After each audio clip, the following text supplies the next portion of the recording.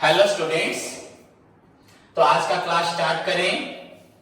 बच्चों, हम लोग अभी तक डिस्कस कर रहे हैं, पढ़ रहे हैं, प्रैक्टिकल प्रॉब्लम प्रैक्टिस कर रहे हैं योर कंपनीज फाइनल अकाउंट्स। बच्चों ऑलरेडी 3-4 प्रॉब्लम सेट में कर चुका हूं, एग्जांपल्स कर चुका हूं। सो और 1-2 दिन में आप लोगों को प्रॉब्लम के बारे में करवाऊंगा। फिर आप लोगों का काम है कि किस तरह से उसको खुद कंप्लीट करेंगे। आई विल प्रोवाइड यू बच्चों, आपको नोट्स दूंगा जिसमें आप लोग उसकी हेल्प ले सकते हैं। एंड कोई भी डाउट, किसी को किसी तरह का भी डाउट रहे तो मुझसे पूछ सकते हैं बच्चों। पर बेसिक आपको ध्यान रखना है व्हाट इज एक्चुअली बच्चों the format and the contents of your balance sheet and your P&L, आपका जो statement of profit and loss.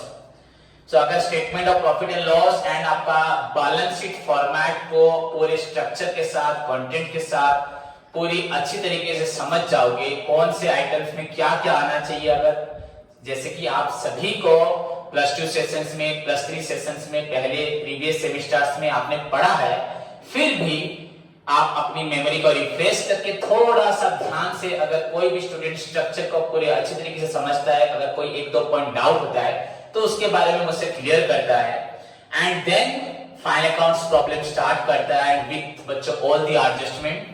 You know बच्चों, the provision regarding the preparation of final accounts of the companies बच्चों is same as the final accounts of your salted and partnership. But the difference is that बच्चों, difference क्या है आपका? According to बच्चों section 1 to 8 of the Companies Act 2013, there are certain specific definite statutory obligations that every company is required to बच्चों follow with respect to their contents, formats and contents while preparing their financial statements. That's the most important part. The basic principles are same as in case of your salt and partnership.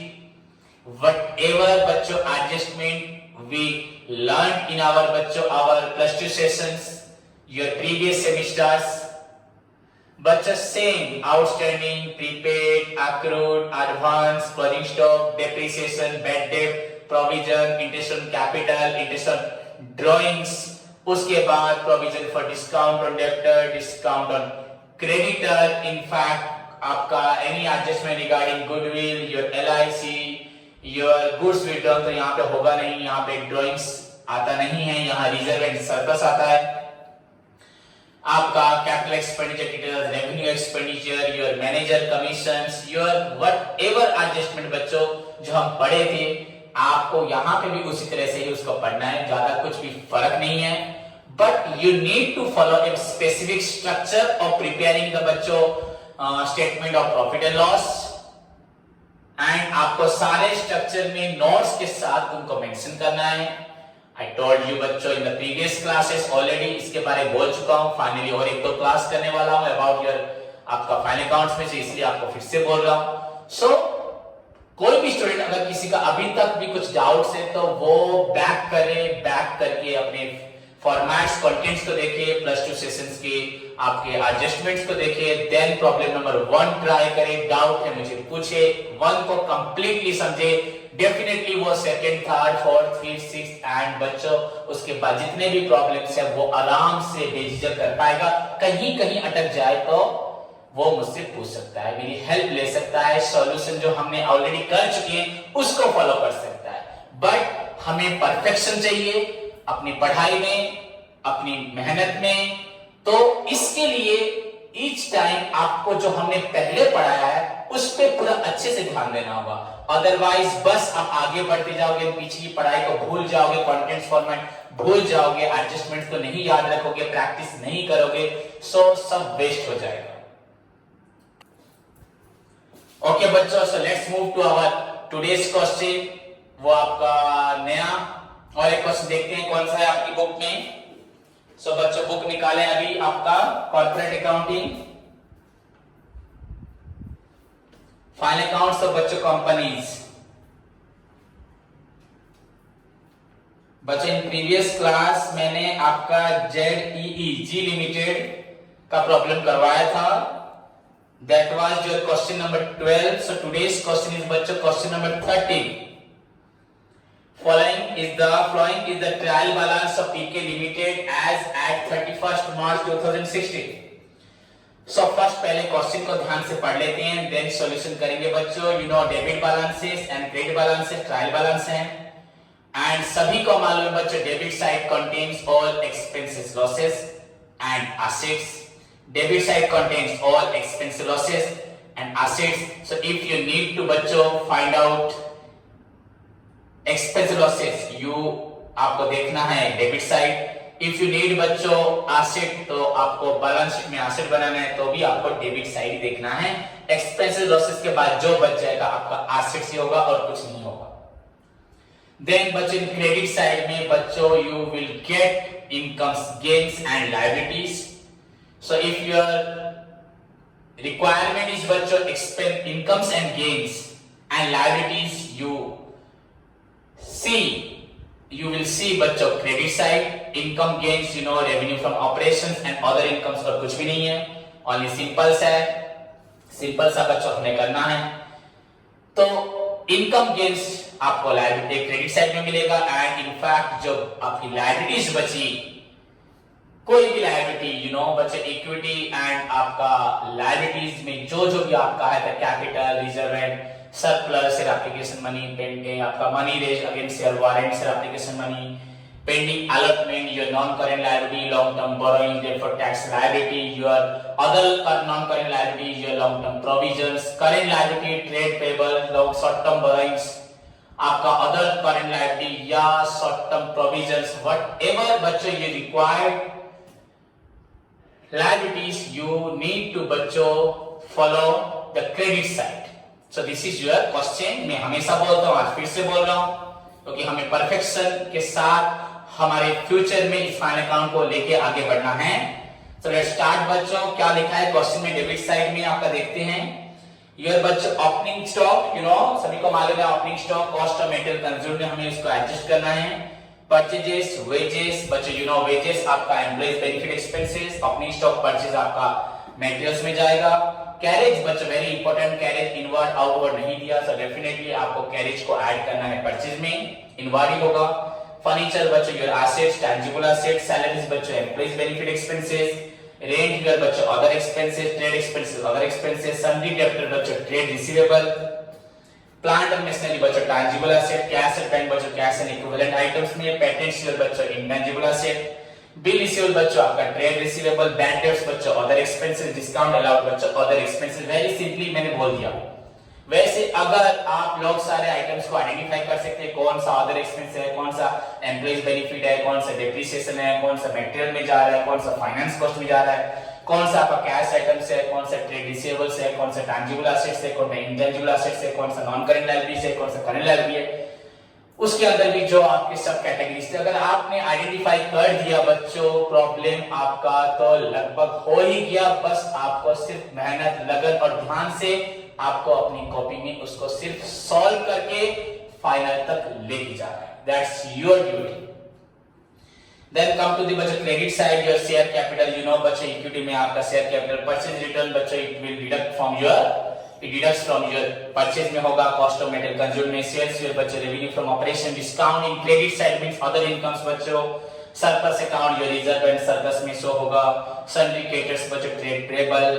General reserve बच्चों reserve में जाएगा. Bills payable बच्चों trade payable. And provision for doubtful debts, you know बच्चों provision for doubtful डेब्ट is given inside the trial balance. You can go through बच्चों आपके previous adjustments I have given to you. बच्चों सबको लिख दिया है, लिखवाया है. इनफैक्ट बोला था अगर किसी स्टूडेंट को फिर से एडजस्टमेंट के बारे में जानना है, जो न्यू स्टूडेंट्स हैं वो मुझसे पर्सनली मांग के ले सकते हैं. क्लास पीडीएफ नोट्स जिसको जो चाहिए आई विल प्रोवाइड देम. मैंने बोला भी आप लोगों को. सो प्रोविजन फॉर बैड डेब्ट बच्चों सभी को मालूम है. If the creditor is not sure whether a particular debt बच्चों will recover or not, in that moment, in order to meet the bachcha loss of bad debts arising out of credit sale, he is required to bachcha set a provisions. That provision is known as provision for bad debt. So bachcha it's an adjustment always. which is required to put on the debit side and deduct from the बच्चों sundry debtors. But if that provision is not used and if it is given inside the trial balance, अगर not use होता है तो यही provision next year बच्चों आपका income में लिख दिया जाता है. तो मैंने आपको बोला था if it is given inside the trial balance, ये आपका old provision है, previous year create हुआ था and वो utilize नहीं हुआ, provisions को use करने की जरूरत नहीं पड़ी. So this year जो provisions हमने रखा था against a particular bad debt कि हमें शायद पैसा नहीं मिलेगा, if that provision is not utilized, then definitely whatever you put as provisions against the bad debt in the previous year, you need to brought down that items into income as your provisions is not used. So definitely as income tax, as your accounting policy gives you provisions, if there is any fear of return of बचत, credit sale या किसी debtor से पैसा मिलने का आपको doubt है, in that case you can take the advantage of provisions by setting a required amount of provision against that but your doubtful debt. You can reduce your income and you can also take the benefit of advantage of your income tax. But if that provision is not utilized and if that doubtful debt अगर आपका doubtful नहीं रहा, आपका पैसा मिल गया, now you need to bring that provisions and put them in the credit side. So बच्चों जो बोल रहा हूँ, you are not at the +2 session, you are not at the +3, आपका बीकॉम के फर्स्ट सेशन में नहीं हो, you are at the final year. So definitely your पढ़ाई का तरीका सब कुछ बदलना चाहिए. So you need to improve yourself. That requires only your attention, your dedication, your hard working, your sincerity towards your teacher, towards your books and जो सबसे बड़ी बात है for your career. So next move to the बच्चों, हमने सारे liabilities side को पढ़ लिया, क्रेडिट साइड को पढ़ लिया, इनकम्स को भी पढ़ लिया, लायबिलिटी एंड इनकम्स वहां पे थे. Then move to the additional information या adjustment बच्चों. Your stock on 31st March, then give a tick mark on the opening stock. Depreciate plant and machinery, mark दो plant machinery पे, furniture पे, then patents पे. Bad debts, you know बच्चों, bad debt अगर ऊपर लिखा है bad debt पे मार्क दोगे, उसके साथ साथ बच्चों debtor पे मार्क दोगे. Then बच्चों आपका प्रोवाइड इनकम टैक्स वही नीचे आप लिख दीजिए. You know इनकम टैक्स के बाद हमें कॉर्पोरेट डिविडेंड टैक्स 17% होता है, पर यहाँ पे बच्चों आपका 14% दिया है. तो definitely you need to go through बच्चों 14%, आपको यहाँ 17% नहीं करना है. Why? Because there is a specific आपका डिविडेंड रेट दिया है, तो आप उसी को ही उसके साथ ही आपको आगे बढ़ना है. So the board of directors बच्चों recommend a dividend of 25%. बच्चों डिविडेंड रेकमेंड हुआ आपका 25%. So above 20%, तो आपको 10% या कितना परसेंट आपको ट्रांसफर करना है वो आपको डिसाइड करना है, आपको मालूम भी है. सो ये जो लास्ट आपका फोर्थ एंड फिफ्थ बच्चों एडजस्टमेंट है, आप उसी को वहीं पे मार्क कर दें. देन मूव टू योर बच्चों solution. Question number 13, trial balance of PK limited. So let's start बच्चों, अपना पेन कॉपी निकालो एंड लिखना स्टार्ट करो.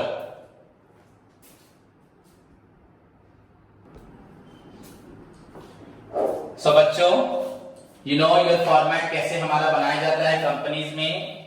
आपका statement of profit and loss, this is your question number 13 and बच्चों आपका सॉल्यूशन.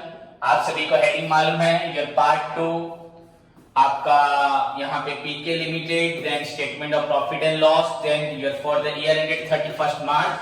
तो मैं इसको यहाँ प्रेजेंट नहीं कर रहा बच्चों, डायरेक्टली हम प्रॉब्लम की तरफ बढ़ते हैं.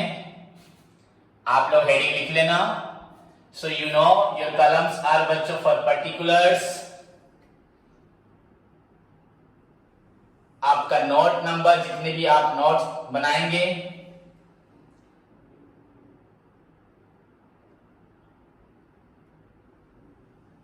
विथ योर P&L अकाउंट हो, मतलब statement of profit and loss आपका यहाँ पर है एंड बैलेंस शीट, उसके लिए नोट नंबर देन अमाउंट बच्चों. So first one is your particulars, then your बच्चों नोट नंबर. सभी स्टूडेंट ध्यान से, सभी को मालूम है हम लोग और एक दो क्लासेस इसके बारे में करेंगे। सो फाइनली जो भी डाउट्स है, प्रीवियस डाउट्स है, अभी का डाउट्स है, उसको अच्छे से क्लियर करें।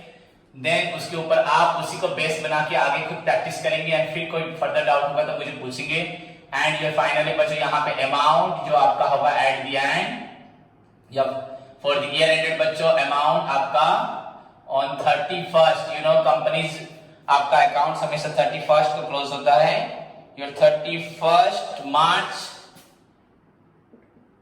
2016 में बच्चों, you no it very well, सभी को मालूम है। हम ऑलरेडी बहुत क्वेश्चंस कर चुके हैं, शायद मैंने आपको 3-4 बोला, पर शायद हम उससे ज्यादा क्वेश्चंस फॉलो कर चुके हैं। लगभग बच्चों हम लोग 1 2 3 4 5 6 7 एग्जाम्पल्स को मिला के तो 7-8 क्वेश्चन हमारे बचेंगे बच्चों। You no first one is your, पहले हमें मालूम है, पहला आपका नंबर 1 में your revenue from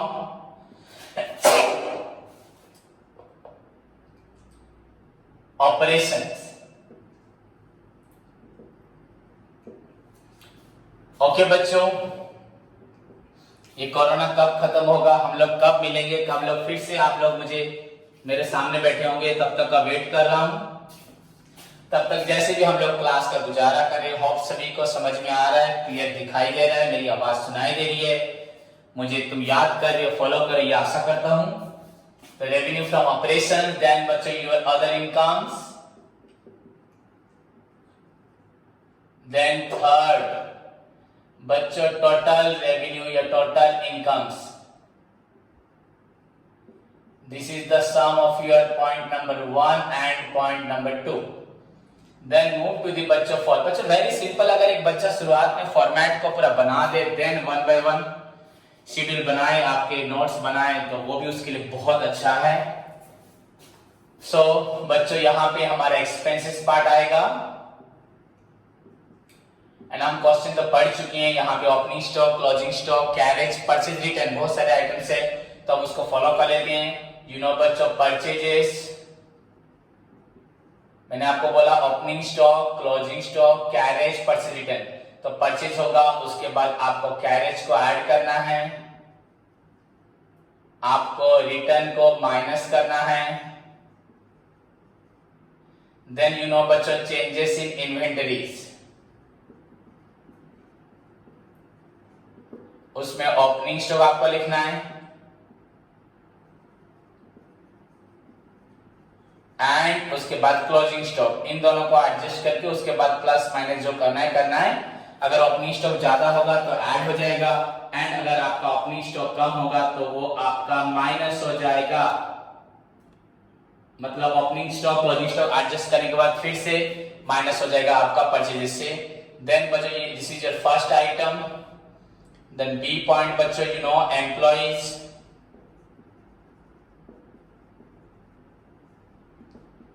benefit expenses. Third point your बच्चों finance cost. D point your बच्चों all types of depreciations and amortisations बच्चों। एंड फाइनली योर बच्चों other expenses, all those items बच्चों which do not include बच्चों in the first four point। First point तो आपको तुरंत मालूम पड़ जाता है, जो भी हो, तो बाकी जो आइटम आपके फर्स्ट फोर पॉइंट में नहीं आते वो फाइनली आपके अदर एक्सपेंस में आते हैं। देन बच्चों you no total expenses that includes your total of बच्चों A plus B plus C plus D plus E। Clear बच्चों? So this is all about your structure. You know it very well बच्चों। Now हमें आगे बढ़ना है, सारे points को clearly समझना है। सो योर बच्चों revenue from operation, let's see बच्चों सेल्स होता है आपको मालूम है, रिटर्न होगा तो माइनस होगा, परचेज रिटर्न है, सेल्स रिटर्न है क्या देख लेते हैं, अगर होगा तो हम वहां के लिए शेड्यूल बना लेंगे वर्किंग नोट्स में, बट नहीं है। 11,050 बच्चों, सॉरी 11,000 नहीं, 11 लाख बच्चों, 11,50,000। देन बच्चों other incomes, capital, purchase return, sales, discount बच्चों 6300, surplus, creditor, journalism, bills payable, provision, कुछ भी नहीं है बच्चों, एक ही है डिस्काउंट। सो हमें उसको अलग से प्रेजेंट करने की जरूरत नहीं, यहीं पे मैं लिख देता हूं। और ये आपका नेट सेल्स हो गया। डिस्काउंट आपका हुआ बच्चों 6300, 6,300। So total income is your बच्चों 11,56,300, 11,56,000 बच्चों 300। योर 11,50,000 इज बच्चों योर आपका सेल्स एंड योर बच्चों डिस्काउंट हुआ आपका 6000। देन मूव टू द बच्चों एक्सपेंसेस साइड। मैं ऑलरेडी प्रेजेंट कर चुका हूं बिकॉज हमने क्वेश्चन को पूरा अच्छे से पढ़ लिया था, तो मैं आइडिया हो चुका था क्या क्या आइटम्स है बच्चों। यू नो बच्चों your first purchase you can write here cost of material consume. मैंने यहाँ पे परचेज लिखा है, शायद गलत होगा, नहीं गलत होगा, हम लिख देते हैं बच्चों कॉस्ट ऑफ मटेरियल कंज्यूम लिख दें, कॉम्स लिख दिया मैंने, आप उसको फुल फॉर्म लिख देना। उसके अंदर बच्चों purchases you know debit side में होगा आफ्टर ओपनिंग स्टॉक के बाद 3,80,000। सो मैं इसको यहाँ लिखता हूँ 3,80,000 बच्चों। You need to add carriage because carriage में कुछ लिखा नहीं है, दैट मीन डेफिनेटली बच्चों कैरेज ऑन परचेज होगा 2,000। So this will be your 3,82,000। हम एक साथ कर लेते हैं। द रिटर्न बच्चों purchase your debit balance, so definitely purchase return आपका क्रेडिट साइड में होगा एंड इट इज योर बच्चों 10,000। So total amount of purchase bachcho during the year your 3,72,000. Now after adjusting bachcho opening stock, closing stock से your opening stock 1,50,000 given in the trial balance and your बच्चों closing stock which is given in your, आपको सभी को मालूम है कहाँ होता है आपका हमेशा बाला ए एडजस्टमेंट में बच्चों, तो वो आपका है 2 lakh and if it is given inside the trial balance अगर बच्चों होता तो ये सिर्फ आपका इन्वेंट्री में चले जाता, एसेट्स में यहां नहीं आता। सो द डिफरेंस बच्चों इज स्टिल 50,000 माइनस हो रहा है, तो चलिए से इन्वेंट्री को हम यहाँ माइनस भी लिख सकते हैं, पहले इसको नहीं लिखो माइनस, यस इसको छोड़ दीजिए, ये हुआ -50,000। सो राइट हियर बच्चों -50,000, सिंपली डिडक्ट 3,72,000 -50 बच्चों, this will be your 3 lakh. हम लिख देते हैं यहाँ पे, इसको अगेंस्ट लिख देते हैं बच्चों कॉस्ट ऑफ मटेरियल कंज्यूम के अगेंस्ट में, यहीं पे यहां भी लिख सकते हो 3 लाख योर 22,000। क्लियर बच्चों। Then move to the employees benefit expenses. If more then one items are there तो हम उसके लिए शेड्यूल बना लेंगे। यहाँ पे वेजेस, सैलरीज, एडजस्टमेंट तो कुछ नहीं है आपका इसमें। सो बच्चों हमारे यहां से स्टार्ट हो रहा है आपका एम्प्लॉइज बेनिफिट एक्सपेंस से आपका working note 1। So your working notes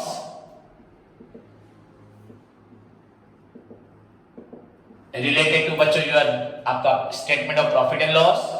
first working note बच्चों employees benefit expenses which includes first one is your wages and second one is your salaries. These two items are given. Wages 60,000 and salary बच्चों 12,000. So 60,000 and 12,000 your total employees benefit expenses आपका होता है 72,000. 72. Clear बच्चों? So now write it against your employees benefit expenses 72,000. Then move to your working note 2. Okay बच्चों, then move to your working note 2. आपका इसमें मालूम पड़ेगा आपको फाइनेंस कॉस्ट, जैसे किसी प्रकार का इंटरेस्ट जो कि क्वेश्चन में कहीं पे भी नहीं लिखा, so your finance cost is बच्चों nil. Then your depreciation amortisation, ये डेफिनेटली हमारे पास plant machinery furniture and patent, 3 items से, so you need to prepare बच्चों। सेकेंड आपका वर्किंग नोट, डेप्रिसिएशन एंड बच्चों आपका एमोटाइजेशन। सो आपका डेप्रिसिएशन अगर मैं ऐसे लिख देता हूं आज, डेप्रिसिएशन ऑन आपका क्या क्या हो रहा है, डेप्रिसिएशन ऑन आपका पहला हो रहा है प्लांट मशीनरी, ये आपका था 12% on rupees, plant machinery 12 lakh और इसमें कोई भी एडजस्टमेंट नहीं है। सो 12% ऑन 12 लाख बच्चों, यू नो 1 ईयर का ही निकालते हैं हमेशा। 12 बच्चों 144, सो this will be your 1,44,000। Clear बच्चों। देन डेप्रिसिएशन ऑन अगर हम पुट करें, फर्नीचर था शायद, यस फर्नीचर बच्चों, तो your it is your 10% on furniture amount is 25, 10% on बच्चों आपका 25,000।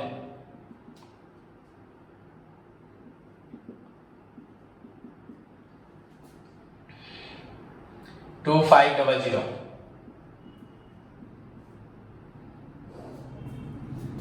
2500। सो सॉरी मैं यहां लिख दिया, इसको बाहर ही लिखना है, लास्ट में ऐड करना है, चलता अगर हम अंदर भी लिखते तो यहाँ पे हमने लिख दिया अलग अलग। देन बच्चों आपका एमोटाइजेशन कितना हो रहा है ऑन पेटेंट्स, यू नो बच्चों writing off your intangible asset is considered to be amortisation बच्चों, your this is your 20%, very big percentage. Patents बच्चों your 9,000 and this will be your 2918 बच्चों 1800 0 0 3 1 4 2 6 7 1 8 4 and 1 बच्चों 1,48,300। So total amount of your depreciation and amortization आपको against 2 point में लिखना है 1,48,000 आपका 300। Clear बच्चों। सो नाउ उसके बाद नेक्स्ट बच्चों other expenses, you know other expense definitely question में होगा ज्यादा, तो उसके लिए फिर से हमें वर्किंग नोट्स बनाना है, मैंने डेफिनेशन के लिए छोड़ दिया, नीचे आप लोग फॉलो कर सकते हैं। सो बच्चों आपका अदर एक्सपेंसेस वर्किंग नोट आपका 3, देखते हैं यहाँ क्या क्या आइटम्स हैं। प्रोविजंस था, फर्दर बैड डेट भी था, फिर प्रोविजंस था। So first one your opening stock, purchase, wages, carriage हो चुका है, फर्नीचर, सैलरीज हो चुका है, rent. Your first item is बच्चों rent and the amount is 15,000। Quick, अब तक तो तुमको सभी को आइडिया हो चुका है। ट्रेड एक्सपेंसेस बहुत जल्दी आप लोग कर सकते हैं। ट्रेड एक्सपेंस आपका 11,000। देन बच्चों थर्ड सन्डी डेप्टर, आपको मालूम है ट्रेड रिसीवेबल में plant machinery, cash at bank, patents, bill receivable, bed debts बच्चों।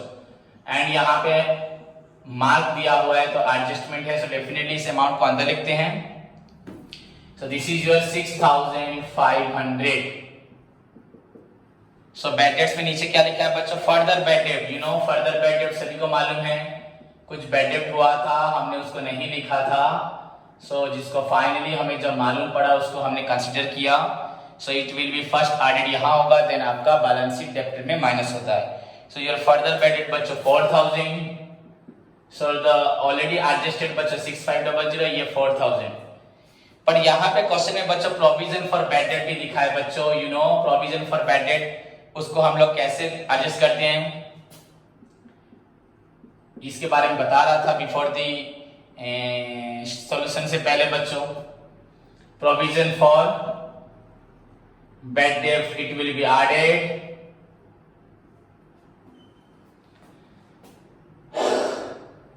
आपका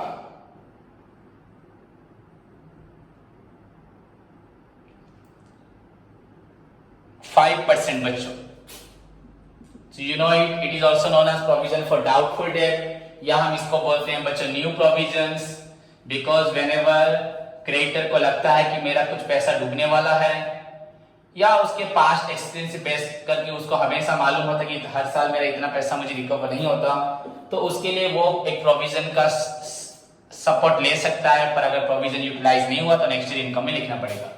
सो यू नो बच्चों, it is your calculation of provision for bad डेब्ट या doubtful debts. How to calculate बच्चों? It is equal to good debtors, सभी को मालूम है, into R by 100 and you need to calculate बच्चों good debtors. कितना अमाउंट डेटर में मिला है, जो हमारा टोटल डेब्टर्स है जो ट्रायल बैलेंस के अंदर है, माइनस बच्चों आपका फर्दर बैड डेब्ट्स. आपकी नोट्स में सभी डिटेल में लिखा हुआ है. सो बच्चों आपका total debtors minus further bad डेब्ट, योर टोटल डेब्टर या sundry debtor given in the trial balance is बच्चों 54,000 एंड माइनस बच्चों आपका फर्दर बैड डेब्ट है जो यहां पे मैंने लिखा है बच्चों 4,000. क्योंकि it is not adjusted, this 4,000 को एडजस्ट नहीं किया था. तो एक्चुअली इन रियल सेंस बच्चों द अमाउंट जो हमें अभी भी मिलना है बच्चों डेब्टर से 50, एंड उसके ऊपर हमें डाउट हो रहा है बच्चों 5%. तो 50,000 into 500 and the amount will be your 2500. So write down here 2500. Now बच्चों तीनों को ऐड करते हैं.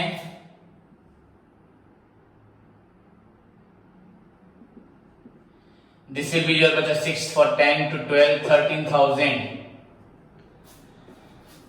ओके बच्चों, हाँ, और एक प्रोविजन फॉर डाउटफुल डेट बच्चों ने इनसाइड द ट्रायल बैलेंस था. यहाँ तो क्रेडिट साइड नहीं है हमारे पास, तो हम इसको चाहते तो यहाँ पे अदर इनकम्स में ऐड कर देते हैं या यहाँ पे माइनस कर सकते हैं, क्योंकि बैड डेट रिड्यूस हो जाएगा.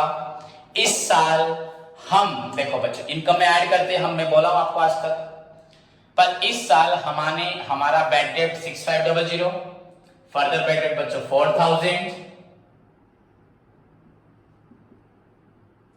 एंड हमें डाउट है बच्चों और भी 2500 डूबने का. So total amount of bad debt जो आपको आज अवेल कर रहे हो एक्सपेंसेस में, प्रॉफिट से कम कर रहे हो, तो प्रीवियस ईयर जो आपका जो था प्रोविजन 3000 वो तो आपका यूज नहीं हुआ. तो इस साल आपको डर लग रहा है 13,000, चाहे कुछ बजट हो चुका है एंड कुछ होने वाला है, 13,000 नहीं मिलेगा. तो प्रीवियस ईयर जो 3000 आपने यही सोच से रखा था वो तो आपका यूटिलाइज नहीं हुआ, तो वो 3000 आपने पिछले साल एक्सपेंसेस में शो करके उसका बेनिफिट पा लिया है. तो इस साल आप उसको यहाँ रिड्यूस करें तो आपका एक्चुअली बैड डेट 13,000 इस साल लग रहा है, पर पिछले साल 3,000 लग रहा था, पर वो पैसा आपको मिल चुका था. सो बच्चों योर ओल्ड प्रोविजन, उसको बोलते हैं ओल्ड प्रोविजंस, ये गिवन इन द आपका ट्रायल बैलेंस के अंदर है. ट्रायल बैलेंस के अंदर लिखा होता है दिस इज योर बच्चों 3,000. सो एक्चुअली हमारा बैड डेट होने का चांस है बच्चों 10,000. Clear students? So this is your all adjustment related to your bad debts items. Then move to देखते हैं और कुछ है क्या बच्चों. बैड डेब्ट डिस्काउंट अलाउड, अनदर पॉइंट बच्चों, you no discount allowed, just like discount receive हमने लिखा था, अदर इनकम्स में डिस्काउंट अलाउड, दैट इज बच्चों योर 8,000. फाइनली सारे आइटम्स हमने देख लिए हैं. नाउ मूव टू द बच्चों सॉल्यूशन. आपका एडिशनल इंफॉर्मेशन में कुछ बचा क्या? ऊपर तो नहीं था शायद, carriage, furniture, salaries, rent, trade expenses, bad debts discount allowed, rent, trade expenses, bad डेब्ट डिस्काउंट अलाउड. और कुछ आइटम नीचे स्टॉक, डिप्रिसिएशन हो चुका है, फर्दर बैड डेब्ट्स हो गया, प्रोविजंस हो गया, ये इनकम टैक्स यहाँ आना नहीं है, और कुछ आइटम नहीं है बच्चों. So close your total expenses. Total other expenses, आपके टोटल खर्च कितने हैं? 15, 11, 26, 36 एंड 8 बच्चों your 44, 18, 29, 34, 44. So write it against your point number 3. You will get बच्चों 44,000. Now add your total expenses. सभी बच्चों को देखना है.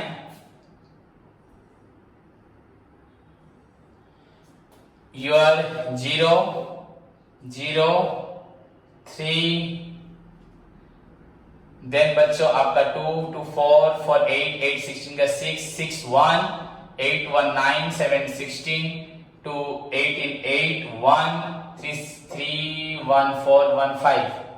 This is your 5,86,000. अगेन देखते हैं बच्चों 3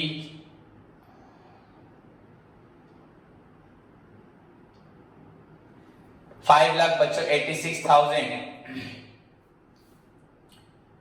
ओके स्टूडेंट्स, सो अगर हमारे पास प्रॉफिट है 11 लाख, इनकम है 11 लाख 56 एंड आपका एक्सपेंसेस है 5 लाख 86,300, यू गेट हियर बच्चों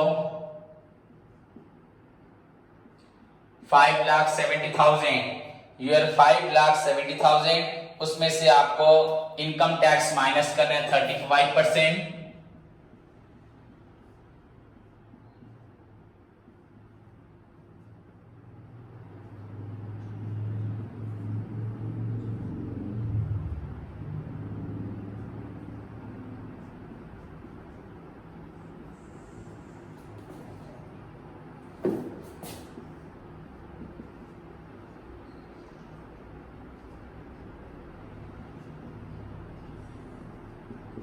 $3,70,500 बच्चों हमारा आंसर देखो नेट प्रॉफिट.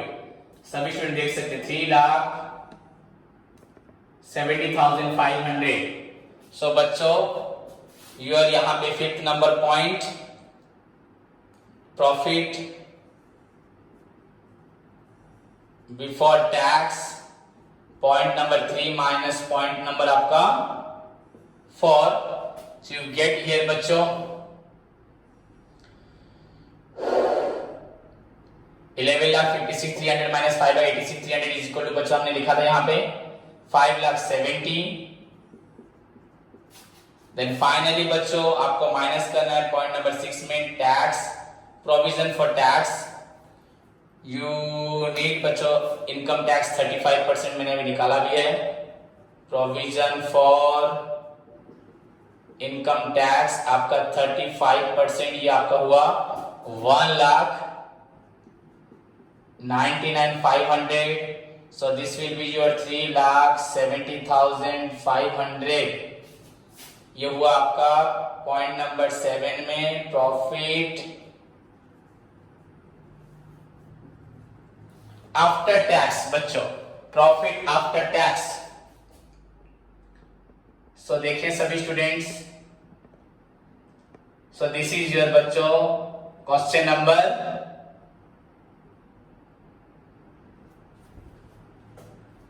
13 का आपका statement of profit and loss. उसके बाद आप लोग बैलेंस शीट बना सकते हैं, वेरी सिंपल है बच्चों. यहां पे कैपिटल आपका 5 लाख है, नथिंग इज देयर रिगार्डिंग बच्चों कॉस्ट इन एरिया एडिशन कुछ भी नहीं है. फॉर फ्यूचर होगा ऐड करोगे, प्रीमियम होगा ऐड करोगे बच्चों. Then reserve and surplus, very important point. Your last year reserve 82,000.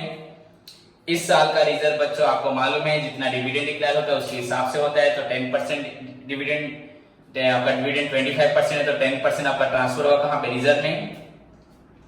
Clear. Then surplus बच्चों लास्ट ईयर 1,70,000. इस साल का प्रॉफिट बच्चों 3,70,500.